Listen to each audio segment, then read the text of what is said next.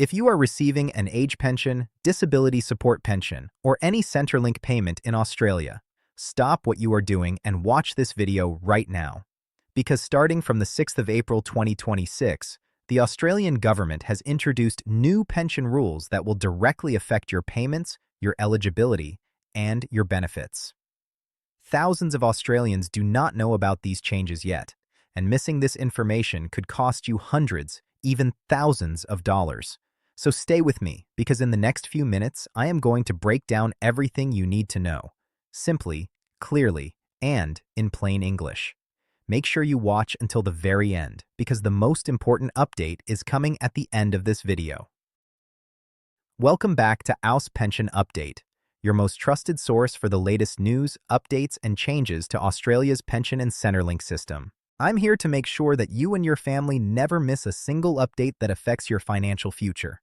If you are new here, make sure you subscribe to Aus Pension Update right now so you never fall behind on these critical announcements.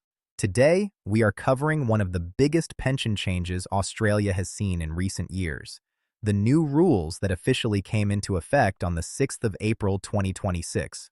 Let's get straight into it.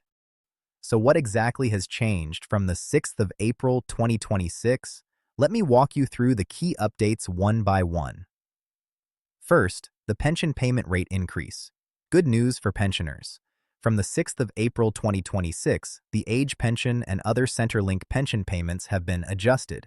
The Australian government conducts a pension indexation review every 6 months, in March and September, to make sure payments keep up with the cost of living. This latest indexation round has resulted in an increase to the base pension rate. For singles receiving the full age pension, the fortnightly payment has gone up. Couples are also seeing an increase to their combined payment. This adjustment is tied to changes in the Consumer Price Index and the Pensioner and Beneficiary Living Cost Index. So if you have not checked your payment this fortnight, log into your MyGov account right now and see if your updated amount has been applied. Second, changes to the assets test thresholds. This is where things get very important. The assets test thresholds have been updated as of April 2026. What this means is that the maximum value of assets you can hold before your pension payment starts to reduce has changed. If you are a homeowner, the threshold that applies to you is different from the one that applies to non-homeowners. These updated thresholds mean that some pensioners who were previously getting a reduced payment may now be eligible for a higher payment. On the other hand, some people who were on the borderline of eligibility need to double-check their situation, because if your assets have grown in value, for example due to property or investment changes, your payment could be affected. Do not assume your situation is the same as before. Check your assets and compare them against the new thresholds. Third, changes to the income test and work bonus. Another major update is to the income test rules. For pensioners who are still doing some work or earning income from investments, the income test determines how much of your pension you can receive. The work bonus, which allows pensioners of pension age to earn some employment income without it affecting their payments, has also seen updates. This is great news, especially for older Australians who want to stay in part-time work without losing their pension. Make sure you understand the current income limits so you can plan accordingly. Fourth, rent assistance changes. If you are renting and receiving rent assistance as part of your Centrelink payment, you need to pay close attention. The rent assistance rates and the minimum rent thresholds required to qualify have both changed. The maximum amount of rent assistance available has been updated as part of this April 2026 review. Given how high rental costs are across Australia right now, this is an update that could make a real difference to your weekly budget.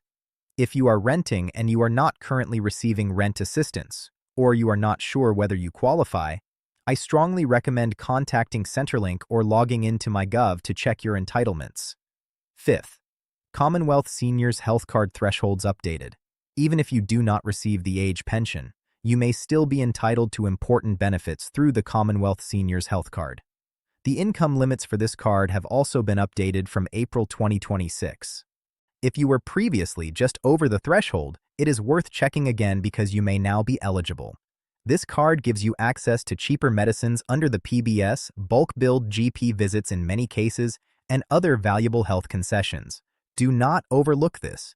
It can save you a significant amount each year. Sixth, disability support. Pension recipients. What you need to know. If you are on the disability support pension, similar indexation increases apply to your payments as well. However, there are also new compliance and review processes being introduced in 2026 that DSP recipients should be aware of.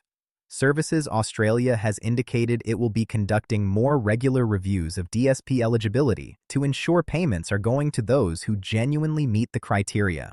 If you receive DSP and your circumstances have changed, whether in terms of your health, income, or living situation, you should update your information with Centrelink proactively to avoid any issues with your payments. What should you do right now? Here are the 3 steps I want every viewer to take today. Number 1, log into your MyGov account linked to Centrelink and review your payment details. Check that your new rate has been applied and that your personal details are up to date. Number 2, review your assets and income against the new thresholds. If you are unsure, consider speaking to a financial information service officer at Centrelink. This service is completely free.